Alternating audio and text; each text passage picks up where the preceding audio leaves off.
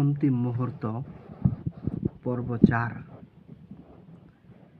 মৃত্যুর যন্ত্রণা এবং সে মুহূর্তটি কেমন। এখন আমাদের এই সফরে আমরা চলব নবী ও রাসূলের সালেহিনদের সাথে। দেখব মৃত্যুর সময় তাদের অবস্থা কেমন ছিল, কেমন কষ্ট ক্লেশ আপতিত হয়েছিল তাদের উপর।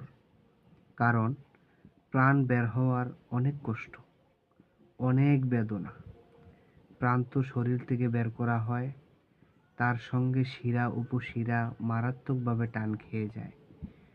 কখনো মৃত ব্যক্তি দেখেছ? যখন মৃত্যু আসে কেমন গুরুতর অবস্থা হয় তার, ব্যথার প্রচণ্ডতায় তখন তার কণ্ঠ রুদ্ধ হয়ে রয়, তার শরীর চিৎকার নীরবতায় দেয়াল ভাঙতে অপারগ হয়। এটি ভীষণ এক অবস্থার স্পষ্ট বর্ণনা। এটি এমন এক স্টেশন যা বারবার আসে না। হ্যাঁ, এটি মৃত্যুর দৃশ্য, মৃত্যু উপস্থিত হবার মুহূর্ত, অন্তিম মুহূর্ত। প্রাণ যখন কণ্ঠনালীতে এসে পৌঁছবে, প্রত্যেক গ্রন্থি জোর আলাদা হয়ে যাবে, বক্ষ থেকে বের হবে গড়গড় আওয়াজ, চোখ থেকে নামবে অশ্রুর বাণ।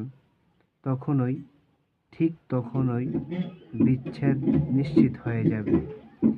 এই নিশ্চয়তা আসে উভয় পা গুটিয়ে যাওয়ার মাধ্যমে এবং তার কার্যক্ষমতা হারিয়ে ফেলার সময়।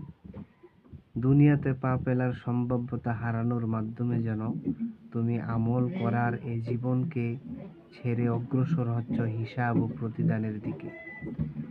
মহান আল্লাহ সুন্দরভাবে এই দৃশ্যের বর্ণনা দিয়েছেন। ওয়ালতাফাতিস সাকু বিসাক, আর এক পায়ের নলা অপর পায়ের নলার সঙ্গে জড়িয়ে যাবে। সূরা কিয়ামা আয়াত নাম্বার ২৯।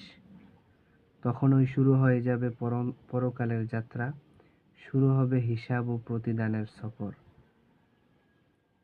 আল্লাহ তাআলা বলেন, ইলা রব্বিকা ইয়াউমাইযিনিল মাসাক, সেদিন সবকিছুর যাত্রা হবে তোমার প্রতিপালকের পানে।